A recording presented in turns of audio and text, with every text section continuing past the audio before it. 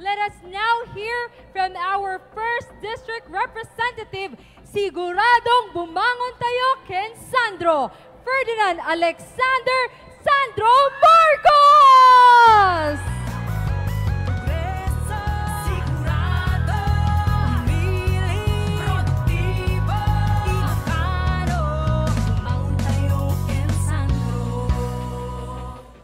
Naimbag nga rabi ilawag! Unang-una, kaya't ko agpasalamat ken ti tatang mi, ti ayayaten tayo, Pangulong Ferdinand Bongbong Marcos Jr. Agsipsipat tayo, Apo!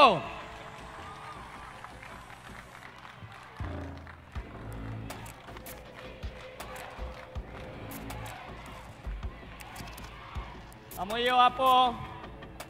Adatoy hanmet laing para kanyak, kundi iti entero nga Team Marcos Slate hanmet laing para tilawag, kundi para ti buong Ilocos Norte.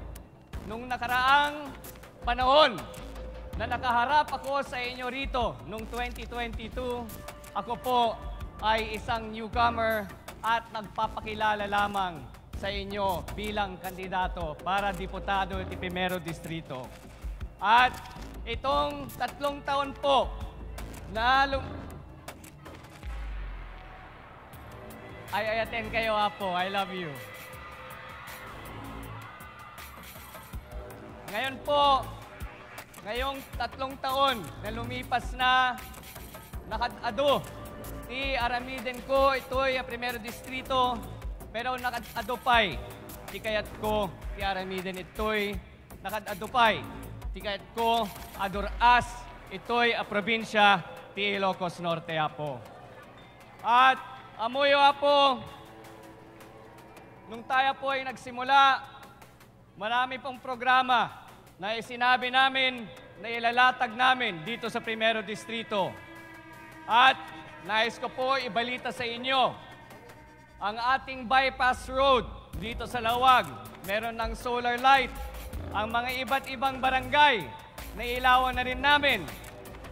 Nagpangako po tayo ng trabaho para sa ating mga kakailian dahil po sa ating GIP programa na binigay ng aming district office.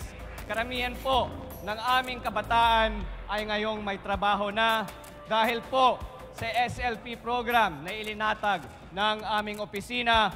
Karamihan po ng aming mga kakailian, hindi lamang dito, kundi sa buong Primero Distrito ay nagkaroon na ng mga sariling negosyo para sa kanilang hanap buhay, Apo.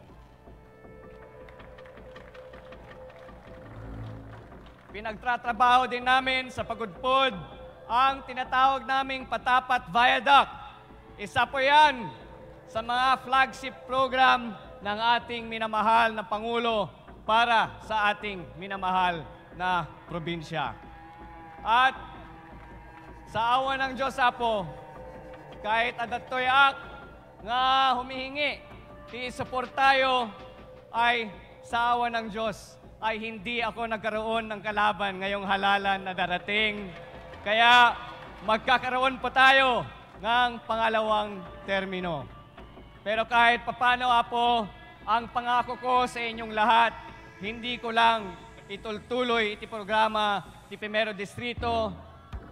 I love you too.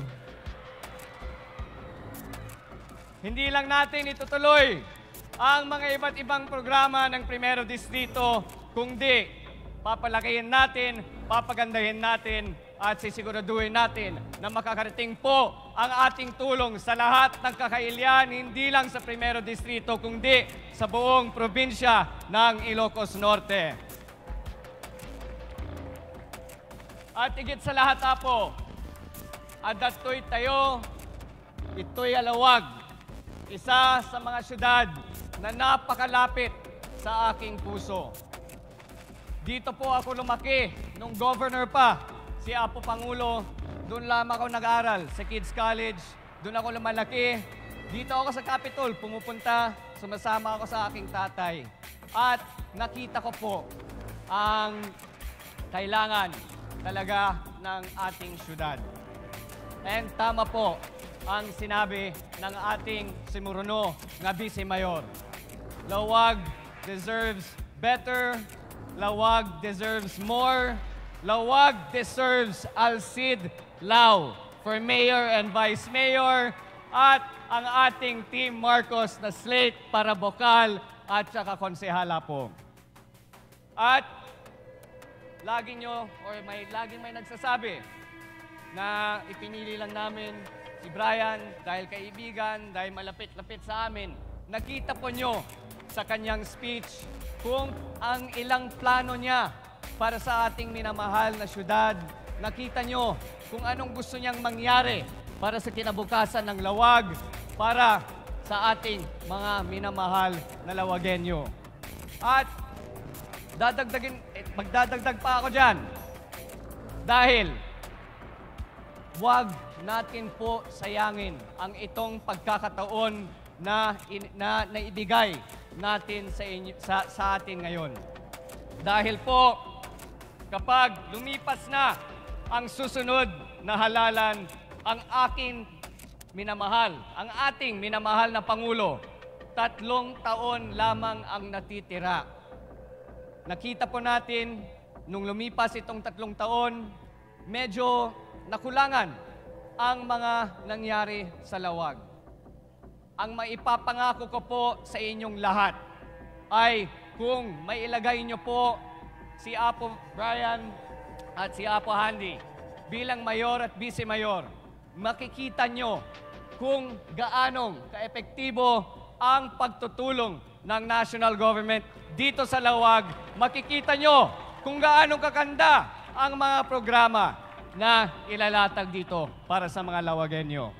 Kaya po, huwag natin sayangin ang susunod na 3 taon na makakarating dito sa Lawag, dito sa ating mga kakailian. Dahil po, nasa posisyon tayo at napakaswerte tayo na ang ating Pangulo ay isang anak ni Ilocos Norte.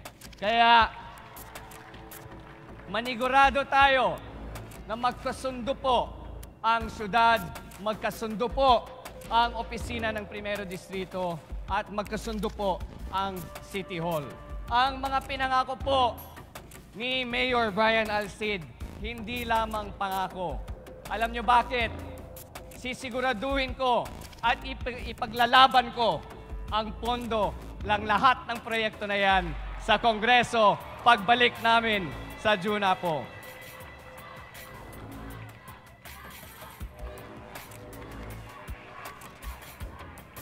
Kanina pa kayo dyan eh. Mahal na mahal ko kayo. Maraming salamat. Pero Apo, yan lamang ang hiningi ko sa inyong lahat dito ngayon. Sapay ko hanmet laing ti support tayo, ken ti Pamilya Marcos, kung di, ti support tayo, ken ti Team Marcos, at saka ni Apo Brian Alcid, ken ni Apo Handy Lau. Agsipsipat tayo, Apo. Ako naman, Apo,